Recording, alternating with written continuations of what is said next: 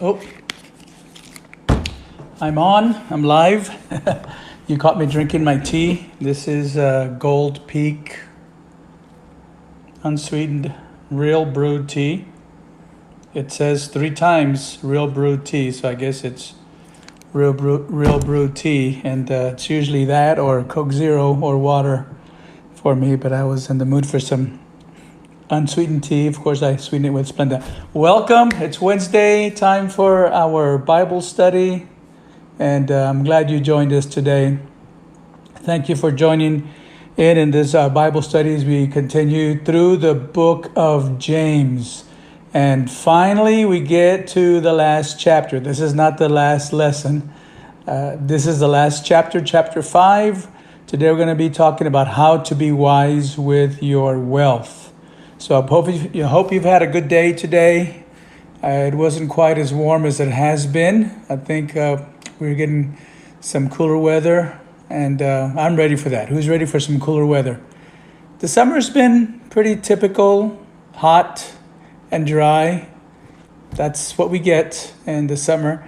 But hopefully we've got those triple digits behind us. I sure hope so. And we're going to enjoy some cooler weather.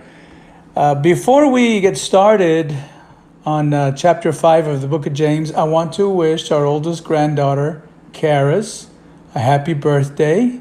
Today is her birthday. She turned 6 years old. So time is just flying by. Boy, she's brought a lot of joy to us. She and I spend a lot of time together because I pick her up from school most days, not every day, but most days I pick her up from school and usually take her with me to run errands or maybe bring her here to the church. She loves to come to the church while I work. She can play, or sometimes she'll watch something on TV. And so we're spending a lot of time together. And a lot of times I'll go, and after I pick her up, I'll go and take her to Sonic and get her something. She has her favorite snacks and drinks from Sonic. And I've been doing that for a while. When she was 3 years old, I think she was 3 years old, I pulled up to an ATM to withdraw some money one time. And I had picked her up from her preschool. And she was with me, pulled up to the ATM. And as soon as I pulled up, she says, I'm not hungry. I said, baby, this is not a restaurant. But I guess that says a lot about how often we take her out. I know I do. So happy birthday, Karis Sloan, or as I like to call her, Karis Ferris Sloan Malone. And for a while there, she thought that was really her name. I think she finally figured out her name. So happy birthday to you. All right, so we are going to begin our study today in the book of James, chapter 5. We're going to read verses 1 through 6, and the topic is how to be wise with your wealth. Now, I think you understand that when I say how to be wise with your wealth, I'm not implying that we're all wealthy, although I think we are compared to the rest of the world. I think we are wealthy. But I don't mean to imply that this is a lesson only for the rich. There are many lessons for us today. In fact, I was thinking about the time that 38 years ago when I got my very first teaching job in Corpus Christi. And I signed a contract for, get this, my very first teaching job paid me annually $11,100. That's what my contract was for 1 year. $11,100. And I thought I'd hit the jackpot. I thought, oh my word, this is so much money. How are we ever going to spend all this? And my wife wasn't teaching yet at that time, but she had a job. And so with our combined salaries, we thought, man, we got a lot of money. Of course, we found out that once we had just gotten married, and once we set up our household and started living, we thought, well, maybe it's not as much as we thought. But that's not very much in today's money, of course. But even then, as I look back, we had everything we needed. And I would say we were not rich, but we were blessed. And certainly, as I've said, and you've heard from others as well, compared to the rest of the world, we were wealthy. So what does James have to say about this and how we can be wise with the way we spend our money? So let's read together James chapter 5, beginning with verse 1. And again, let me encourage you to get your Bible and to read it, whether you're following on a Bible app or a hard copy. Let's make this a real Bible study and read the verses and engage together. James 5:1 reads like this: Now listen, you rich people, weep and wail because of the misery that is coming on you. Your wealth has rotted, and moths have eaten your clothes. Your gold and silver are corroded. Their corrosion will testify against you and eat your flesh like fire. You have hoarded wealth in the last days. Verse 4, look, the wages you failed to pay the workers who mowed your fields are crying out against you. The cries of the harvesters have reached the ears of the Lord Almighty. You have lived on earth in luxury and self-indulgence. You have fattened yourselves in the day of slaughter. You have condemned and murdered the innocent one who was not opposing you. Wow, he has some really strong words here for the rich. He has some strong words here that we're going to find out apply to us as well. And we want to be sensitive to the voice of God through this passage. We want to be receptive to what God has for us. And so we're going to dig into this passage. Now, a lot of people believe incorrectly that the Bible teaches that it's wrong to be wealthy. It's not wrong to be wealthy. God is not opposed to wealth. In fact, many of the people in the Bible were extremely wealthy. So he's not opposed to wealth just for the sake of being wealthy. We have people in the Old Testament like Abraham, who was probably a millionaire in our terms. Job was the wealthiest man of his time. David and Solomon were both the wealthiest men of their time. In the New Testament, Joseph of Arimathea, the man who gave Jesus his tomb, he buried Jesus, or Jesus was placed in Joseph's tomb. And this man was extremely wealthy. So God is not opposed to wealth, but he is very much opposed to the misuse of wealth. He is very much opposed to the misuse of finances and the abuse of finances.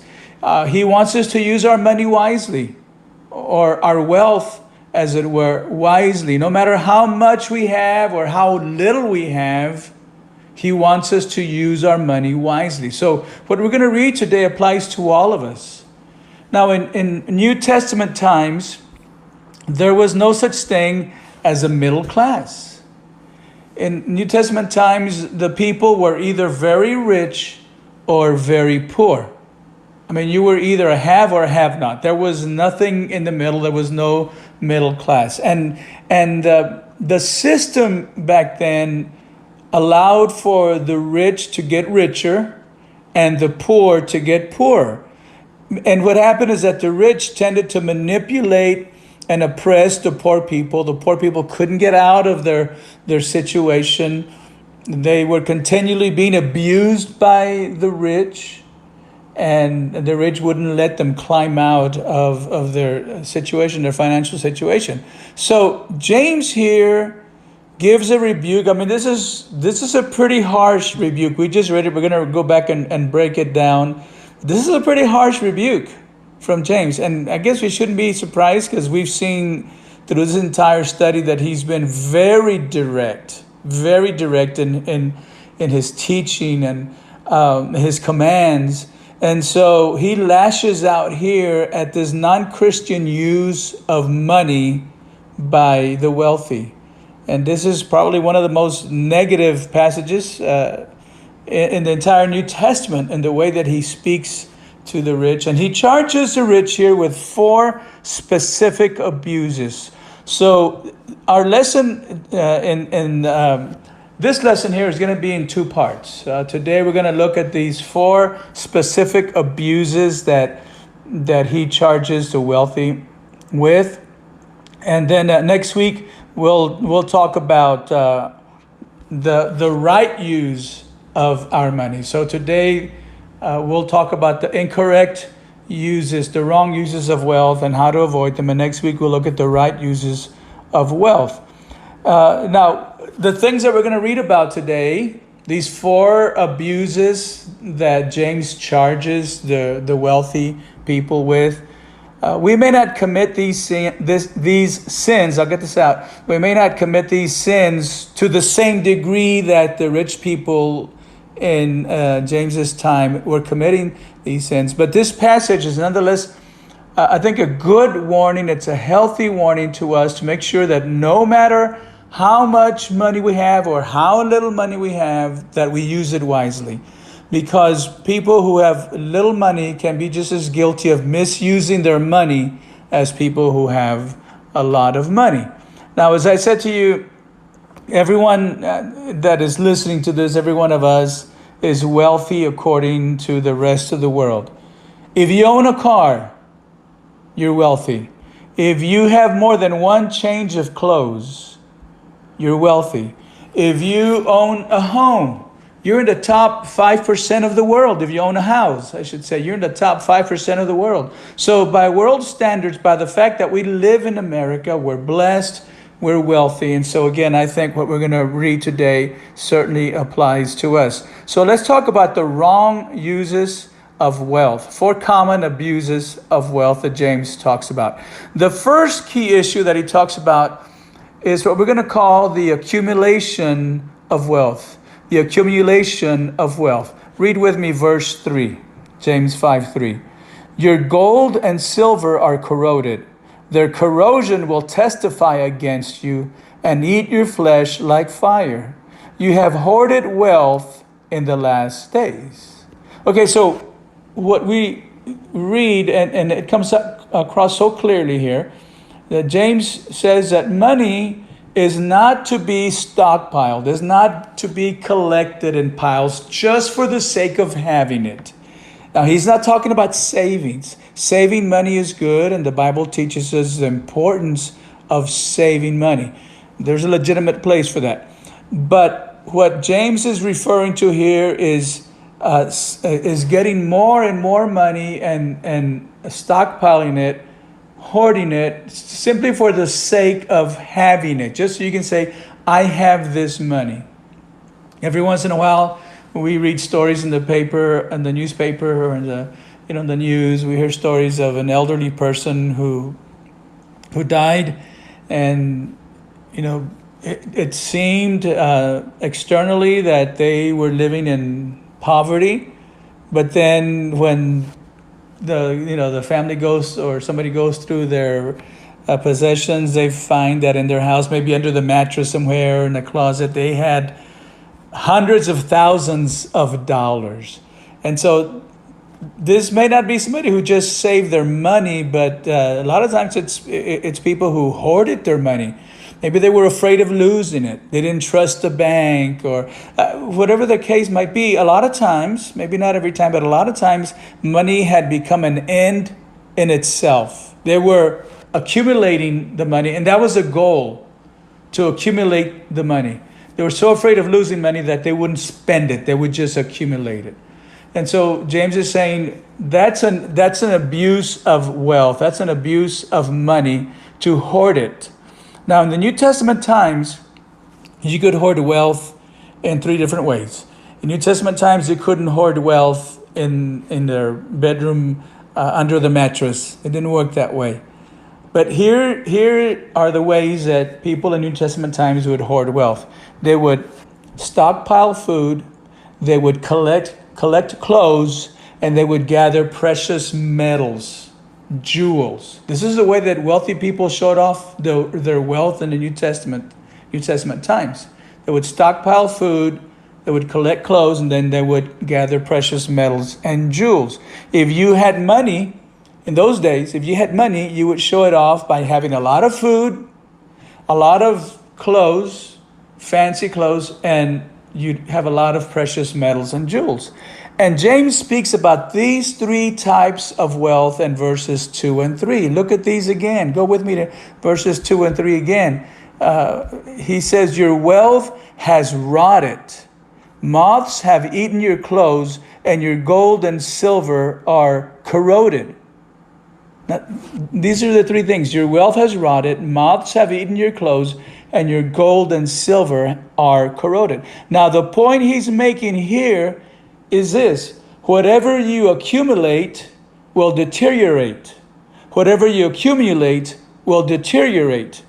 Whether it's your money, your clothes, your jewels, whatever you accumulate will deteriorate.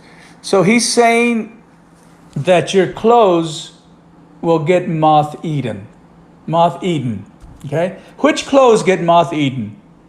The ones you wear all the time? No. The ones you don't wear, right? The ones you keep in the back of the closet that you should probably get rid of, give them away, do something with them, but you don't. Those are the ones that get moth eaten, the ones that you don't wear, the ones that you've been keeping, you've been hoarding. He says your food has gotten rotten. Which food goes rotten? Which food goes rotten? The food you eat every day? Or the food that's in the back of the refrigerator that's been there for 3 months? I mean, you're creating new life forms in the refrigerator. It's been there for weeks and months. That's the food that gets rotten because you've kept it there. So James is saying the wrong use of wealth is to hoard it. He's saying don't hoard it. When it comes to accumulation of wealth, don't hoard it. The second issue he talks about is the appropriation of wealth. First, he talked about the accumulation of wealth, and then he goes on to talk about the appropriation of wealth. Because God is not only concerned with what we've got, but he's also concerned with how we got it. And he doesn't want us to appropriate wealth for ourselves that we acquired dishonestly. He's saying don't steal money.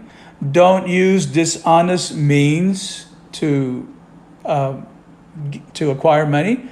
Don't rip people off. That's dishonest. There are a lot of different ways today, and just as there were back in Bible times, a lot of different ways to make money dishonestly.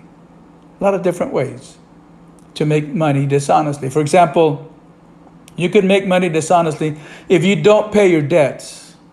If you acquire debts, you buy something on credit, but then you don't pay off your debts. You don't make an honest effort to pay off your debts. Now you're keeping that money for yourself that you should be using to pay off your debtors. So you've got that money dishonestly. Another way that you could make money dishonestly is by charging too much for your services or for your products, or charging too much interest. God condemns the charging of high interest. He calls it usury. The charging somebody high interest. You could make some extra bucks that way, but that's dishonest. So whether it's charging too much for your services, for your products, or charging too much interest, that's dishonest. You could acquire money, or you can make money dishonestly by not working hard at your job. If you cheat your boss, your company, you're not putting in a full day's work. You're getting paid for a full day's work, but you're trying to find some time to not to work, then that's dishonest. Or if you're wasting time at work when you should be working, like I said, you're getting paid for a full day, but you're not giving a full day. I mean, there's different ways to make money dishonestly. You might have some other ideas. You might have some other ways that you're aware of and you've seen that people make money dishonestly. Share it with us in the comments if you can think of other ways that people can make money dishonestly. So the way it worked in the New Testament in the days of James is that people worked on a daily basis. People would work on a daily basis. What I mean is that men were hired at the beginning of the day. They would work all day, and then at the end of the day, they would get their pay for that day. It was just they worked on a daily basis. A man would go into a town or a village, And he would hire the workers. The man would go in and he would just hire. He said, you, come with me. And he'd put them to work in his fields. And then at the end of the day, he would pay them. Now, back then, there were no contracts. I told you how much my very first teaching contract was for. Well, back then, there were no contracts. He would just say, you and you and you, and however many he needed, follow me. If he needed more, he'd come back, midday, and he'd hire some other men. But there were no contracts. There were no labor unions. There were no laws to protect workers. If a boss wanted to rip off a worker, he could do it very easily. I mean, he could have a man work for him all day, work hard all day, and then the boss would come out at the end of the day and look at the work and say, you know what, I don't like your work. You didn't do a good job. I'm not going to pay you. And there was nothing that could force him to pay the worker. He would keep the money, but he got the job done. And so this is what James was criticizing, that there were wealthy people that were ripping honest people off. So look at verse 4. Go with me to verse 4. The wages you have failed to pay the workmen who mowed your fields are crying out against you. So he's saying you're being dishonest. You're ripping people off. You're not paying the hard work that honest men are giving you out in the fields. So again, there are many ways that we can do this. Maybe you're not a boss. Maybe you don't pay people. You don't own your own company. But like I said, there are other ways that we can make money dishonestly. If I charge too much, if I cheat on my taxes, any number of ways, if I do those things, that's wrong. And then I'm no different than the employers that James is talking about right here. These dishonest employers that were ripping off their workers. I'm no different. So James is saying, in the accumulation of wealth, don't hoard it. In the appropriation of wealth, don't steal it. Don't be dishonest. Then the third issue that James talks about is the allocation of money, or the allocation of wealth. How we spend it. The way we spend our money is very important. He's saying not only do we not hoard it, and we don't come by it dishonestly, but the money we do have, even though we came by it honestly, it's very important how we allocate it, how we spend it. Look at verse 5. Verse 5 now. You have lived on earth in luxury and self-indulgence. You have lived on earth in luxury and self-indulgence. One of the greatest temptations I think that we all have, I know I get tempted this way, is the temptation to spend selfishly on ourselves. Selfishly on ourselves. Now, I know that we all, we need things for ourselves. We need food, and we need clothing. We need things for ourselves. But I'm talking about when we spend selfishly. The more money we make, sometimes we think, well, I'm going to spend some on me, which is fine. But the problem is when we waste it. It's one thing to spend money on yourself that you need. But when you waste money, now I have found that I get myself into trouble financially when I convince myself that I'm worth it. I say, I'm worth it. I'm going to buy this thing. I don't really need it. It might even be quite expensive. Or when I say, I deserve it. I deserve this. I remember buying some golf clubs many years ago, back in the 90s. I bought a set of golf clubs. And I really didn't need them at the time, but I had just gone through a really difficult season at my job. I just finished the UIL season. There's a lot of stress during that time. And the day after we came back from UIL contest, we're talking about maybe 2.5 months of just stress and pressure for one contest. And it was very stressful. And the day after, I remember thinking, you know what, I deserve something for myself. And I went out and bought some golf clubs that I didn't really need. And so when I say, you know what, I deserve this, or this is the worst one that we sometimes convince ourselves of. We say, I can afford this. So I'm going to buy it. Now, just because I can afford something doesn't mean that I ought to buy it. It could be wasteful. Could be wasteful. Dave Ramsey, in fact, just yesterday, September 1st, I saw this on Twitter. I follow Dave Ramsey on Twitter, and he tweeted this, and this is, or somebody in his company tweeted this in his name. He says this all the time, but the tweet was this: just because something's on sale doesn't mean you have to buy it. And I think we've all been there, like, this is on sale, man, I'm going to save this much money. Well, if you need it, go ahead and buy it, but don't buy it just because it's on sale.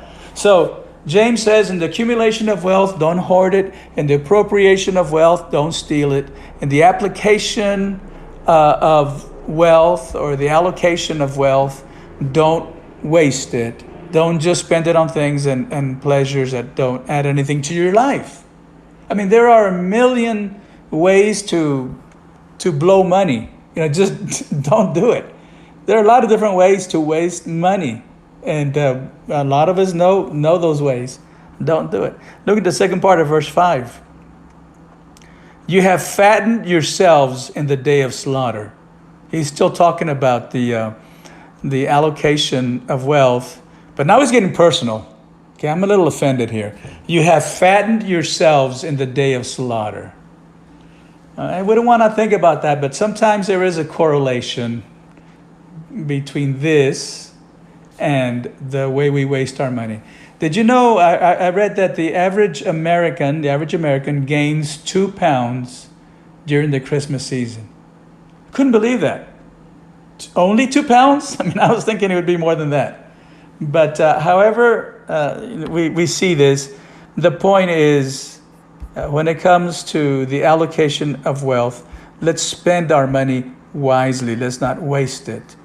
The fourth key issue that James deals with here is the application of wealth. The application of wealth. He's talking about how we use its influence, how we use the influence of wealth. He's saying, don't abuse wealth. Look at verse 6. Verse 6. You have condemned and murdered the innocent one who was not opposing you. You have condemned and murdered the innocent one who was not opposing you. Now, wealth or money gives us the ability to buy things. It gives us buying ability. But the reality is that it gives us more than buying ability. When you have money, you have influence. When you have money, you have power. Now, we listen to people who have money, who make money. We listen to them and we're interested in their lives a lot more than people who are poor. I mean, nobody ever really watches the lifestyles of the impoverished and the abandoned, lifestyles of the forgotten and the poor. Because it's people with money that get our attention. People with money recognize, and we do too, that money is influence. People use money to influence people, and a lot of times they do it for negative reasons. People can use money to manipulate others. They can use money to finance things that are not good, that are not right, that are not healthy. And so as Christians, first of all, we need to recognize that money has influence. And since money has influence, let's use it for good. And the point that he's making in this passage is that we ought to use our money for positive influence. We should recognize that money, like I said, is powerful. It has influence. Not abuse it. Use it in good ways. Now, verse 6, we read verse 6. Let me read you verse 6 in the New Living Translation. It reads like this: You have condemned and ruined innocent men, and they are powerless to stop you. Now, evidently in James's time, the rich people were buying off judges. They were buying off judges. They were perverting justice. If they wanted to take advantage of someone else, they would take them to court. They would talk to the judge and slip him some money, and then they'd get their way. They would get their way. So even today, a lot of people use money to manipulate others. There is a story in the news a couple of weeks ago about some people that got arrested and they're being charged with defrauding many people because they created a GoFundMe account. You read about this in the news. They created a GoFundMe account to build the wall. This money was going to be used to build the wall. That should have been a sign to people, I guess, that, you can't just raise money to build a wall. It's got to be done by the government. But so the charges that they got, they defrauded these people because they were funneling money to themselves, even though they said none of this money will go to us. It's all going to go to build the wall. Now, interestingly enough, I don't know if you saw this in the news, but the wife of one of those men who was arrested is actually from San Angelo.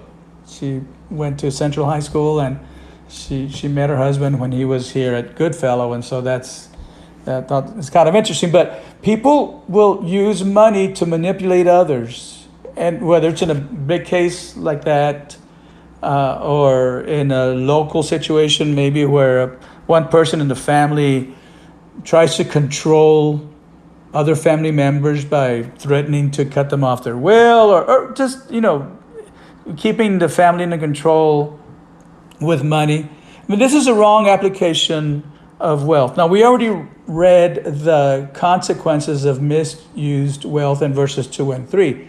Hoarded wealth is going to decay. It's going to devalue. Dishonest money, money that you acquired in a dishonest fashion, money that is wasted, money that is abused, is not only going to decay and devalue, but it's going to be judged in eternity. And this is why James has such strong language on the abuse of wealth. Well, next week, what I want to do is I want to go back and look at these uses of wealth, and I want to talk about the right way to use money. We're going to look at these 4 issues: the accumulation of wealth, the appropriation of wealth, the allocation of wealth, and the application of wealth, and see what God has to say about how we can manage our money in a godly way. Let me just finish with this. This is another Dave Ramsey quote from Twitter. He tweeted this a few weeks ago. Money magnifies whatever and whoever it touches. Wealth exposes people for who they really are, whether good or bad. If you have a temper, wealth will make you a raging lunatic. If you are a giver, wealth will make you a philanthropist. So what is the way we use money, the way we acquire money? What does that say about us? I hope it says that we're humble servants. We want to use what God has given us to bless others. And so I pray that would be our desire and our goal. I want to finish with a prayer, and then after we've prayed, I have one more announcement for us. Father, we're so grateful for this time in studying this book of James. And Lord, there's no way we can escape the message of this passage we've read for our lives today. You've blessed us. You've blessed us with jobs, with houses, with cars. You've blessed us in so many ways. We've got money in our accounts, and maybe multiple accounts, and we've got money saved up for the future. We've got money in our 401k, 503b, whatever it might be. So we're blessed, God. And I just pray, Lord, that you would help us as we consider this passage, not just tonight, but as we continue to consider it throughout the next few days and next week, that we would make wise decisions. We want to be wise with our wealth. We want to be wise with our money. We want our hearts to be pure, not to be proud, not to be selfish, not to think about ourselves first, and certainly not to defraud others, not to gain money by dishonest means. We want to be humble, we want to be pure, and we want to be wise in the way we spend our money. Help us to do those things. Help us to reflect on this passage, and that we would allow you to continue to speak to us, Father, as we learn from you and from your word. But we ask it all in Jesus' name. Amen. Amen. Well, before we say goodnight, tonight I want to just remind you, I made this announcement on Sunday, but in case you didn't hear it, this coming Sunday, Labor Day weekend, we're going to have an online service only. We're not going to meet in person at Cornerstone. Now, this will be just a one-time thing. We'll be back at Cornerstone the following Sunday. But this Sunday, September the 6th, we're going to be having only an online service. And so it's going to start at 11 o'clock. 10:30 will be the children's video. And then 11 o'clock will be the regular service. And that'll be on YouTube and Facebook. So again, plan your Sunday morning around our service. I know that it's tempting to say, well, I'll just catch up on the service because it'll still be online. The regular service will be online. The children's may not be online very much longer. But in any case, it just works better if we can all watch it at the same time. We can all greet each other. We can comment. We can worship together. And so that's what I want to encourage you to do. So I'll be looking forward to seeing you online. I'm going to continue the series I started last Sunday. It's called What Keeps You Up at Night.